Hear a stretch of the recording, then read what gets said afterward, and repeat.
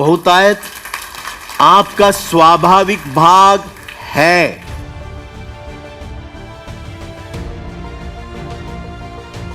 शाली आपका स्वाभाविक भाग है। मत्ती 18:19। जोर से सब पढ़ें एक साथ। यीशु, प्रभु यीशु के शब्द हैं जी। जोर से घोषणा कीजिए अपने जीवन के ऊपर।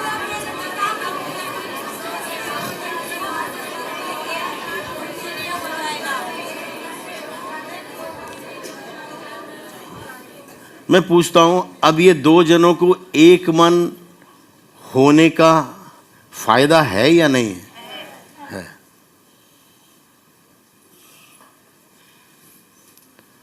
यूहन्ना 15:7। जोर से,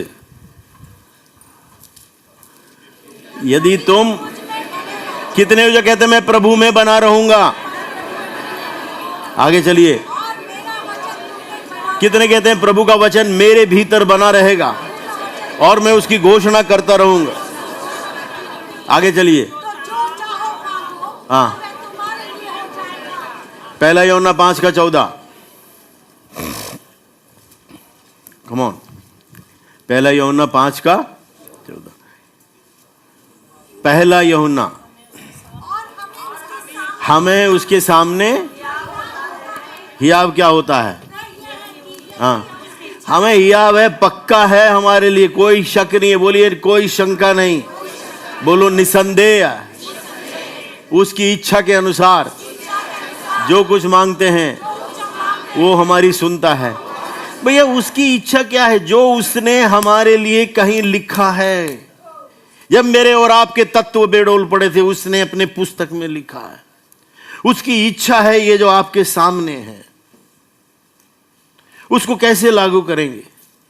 मैं उसे पढ़ूंगा, अगर पढ़ना नहीं आता तो पकड़ूंगा अपने बच्चों को, अपने नाती पोतों को, बोलेंगे पढ़ और सुन। और नाती पोते बच्चे घर में नहीं हैं तो आपके पास एक चीज है ना, वो क्या बोलते हैं उसको, उसके अंदर 2 बटन दबाएं, वचन निकालें, ऑडियो लगा दें, सुबह से शाम तक वचन सुनते रहे। जब 1 हफ्ता तक सुनोगे, 23 वचन संहिता, 121, 46, 91 कंठस्थ हो जाएंगे। मेरे माँ के समय में ये मोबाइल तो था नहीं, लेकिन वो कहते थे एक दिन ये वचन नहीं रहेगा लिखा हुआ तो क्या करें, वो कंठस्थ कर लेती थी। इतने भजन संहिता बोल बोल कर सुनाती थी जब हम छोटे थे। उस प्रक्रिया में क्या हुआ? वचन मेरे अंदर, वचन मेरे माँ के अंदर और वो उसके अंदर। और जब मेरे पिता मरने पर थे, 86 वर्ष के हो गए, जितना वचन था वो पूरा उनका अपना मांस और लहू बन गया था। आपका सब कुछ बदल जाएगा। आमीन। कहीं कहीं दौड़ने की जरूरत नहीं है। 5 रोटी हाथ में लेकर 20,000 को अगर खिलाया,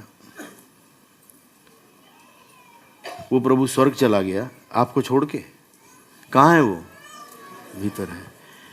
क्या आप वो सजीव बना सकते हो? क्या उसके वचन जो आपके हाथ में, इसके महत्व को समझ सकते हो? इसको हृदय से लगा सकते हो? इस वचन को पढ़ के अपने मुंह से अंगीकार कर, आपके भीतर इसे कर कर इसकी घोषणा कर सकते हो? सुबह इधर मोबाइल चार्जिंग पे लगा दो, इधर इस वचनों के साथ अपने घर को चार्ज करो। कर सकते हो? ज्यादा नहीं, 3 महीने, 3 महीने तक तो आप दौड़ते दिखाई देंगे। 30 दिन के अंदर ही काम होना शुरू हो जाएगा, आप देख लोगे। आप,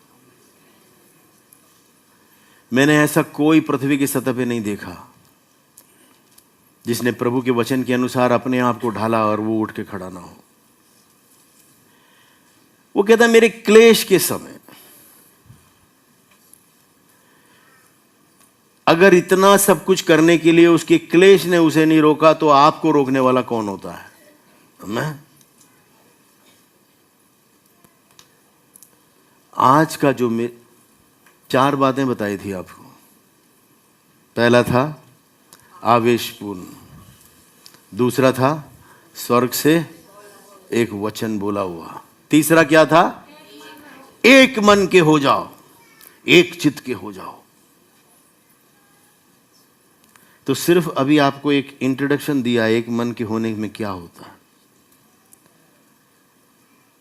पौलुस कहता 3 बार स्वर्ग में, ये घर में एक चित्त क्यों नहीं हो पाता है? इसके पीछे इतना बड़ा रहस्य क्या? आपके बीच, आपके मन में प्रश्न चिन्ह उठने चाहिए। भाई क्या चक्कर, ये आनंद क्यों छीनता है? जिसमें आनंद है उसके कंठ में स्तुति, और जिसके कंठ में स्तुति उसके हाथ में दुधारी तलवार, बोला हुआ वचन। प्रभु यीशु ने कहा मनुष्य केवल रोटी से नहीं, हर एक वो वचन जब परमेश्वर उसके मुंह से निकलता जीवित रहेगा।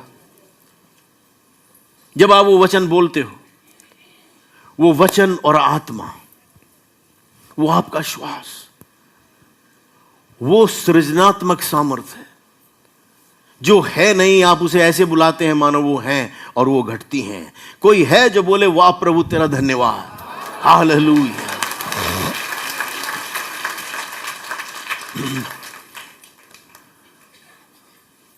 जिसके कंठ में स्तुति उसके हाथ में क्या है? ये दुधारी तलवार कोई तलवार वैसा नहीं है काटने पीटने के लिए। ये तो वो वचन है जो आपके जीवन को बदल दे। ये तो वो वचन है जो आप तो आशीषित हो गए, आपने अपने पड़ोसी की तरफ देखा है, कहा हे प्रभु, हैं ये मेरा ही कम छत ना उठता हुआ जाए, ये भी उठ जाए ऊपर। जहां जहां जाएंगे आपका मोहल्ला सुधरता जाएगा। वो कहेंगे भैया ये पिछले जगह पर थे, वहां भी बन गए लोग, और ये जहां जाते हैं वहां पर बनते चले जाते हैं। क्या कारण है? क्योंकि आपके साथ कोई है। वो साया केवल आपके ऊपर, छाया परछाई केवल आपके ऊपर नहीं, वो और भी जगहों को कवर करता है। क्या हम उस विस्तृत कर सकते हैं? औरों के ऊपर भी परमेश्वर का अनुग्रह है। हाँ? एक बंदा कह रहा है जो प्रभु में विश्वास नहीं करता, कहता मुझे इतना पता है कि जब तक तू मेरे पीछे बैठा है, तेरा परमेश्वर तुझे जरूर बचाएगा, और मेरी कोई हानि होने वाली, चाहे मैं 80-90 पे चलाऊं। तो जिस वाहन में आप जा रहे हो, उस वाहन के अंदर बाकी लोग सुरक्षित हैं कि नहीं है? आमीन। जिस देश में आप रहते हैं वो देश आशीषित है कि नहीं? क्या हम अपने से नजर उठाकर थोड़ा दूर देख सकते हैं? ये आनंद क्यों चुराना किए? क्योंकि आपके ऊपर, आपके पास बोला हुआ वचन ना रहे। जो ईश्वरीय उद्देश्य आपके जीवन से है वो पूरा ना हो सके।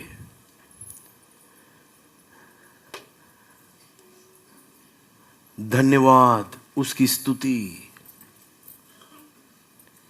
एक चित मन घर के अंदर परमेश्वर की महिमा को वहां पैदा करता है, हाँ या नहीं? पौलुस 3 बार लिखा है शरीर से या बाहर उस स्वर्ग गया, उसने वहां पर विषयों को देखा। और वही फिलिपियों की लिखी पत्री 2 अध्याय के अंदर, अगर 2 पद से वो गिड़गिड़ा कर लोगों से कहता है, फिलिपियों की लिखी पत्री 2 अध्याय 2 पद से, मेरा ये आनंद पूरा करो, हाँ कि एक मन रहो, हाँ, और एक ही प्रेम, एक ही चित्त और एक ही मनसा रखो। आगे चलिए। झूठी पढ़ाई के लिए कुछ ना करो। 3 पद, हाँ, दीनता से एक दूसरे को अपने से अच्छा समझो। आगे, हर एक अपने हित की नहीं, वरन दूसरों के हित की भी चिंता करे। जैसे यीशु का स्वभाव था, वैसा ही तुम्हारा भी स्वभाव हो। ठीक है, एक और बार पढ़ता हूं, ध्यान से सुनना। वो कहता है मेरा आनंद इसी में है। ये वो लोग हैं जिनको उसने वचन बताया है लिखा है मैंने तुम्हें जन्म दिया है। वो कहता है एक मन रहो। क्या रहो? एक मन रहने के लिए विचार मिलना कि है हाँ या नहीं? तो सबसे अच्छा मिलने वाला विचार कहाँ मिलेगा? प्रभु के वचन में।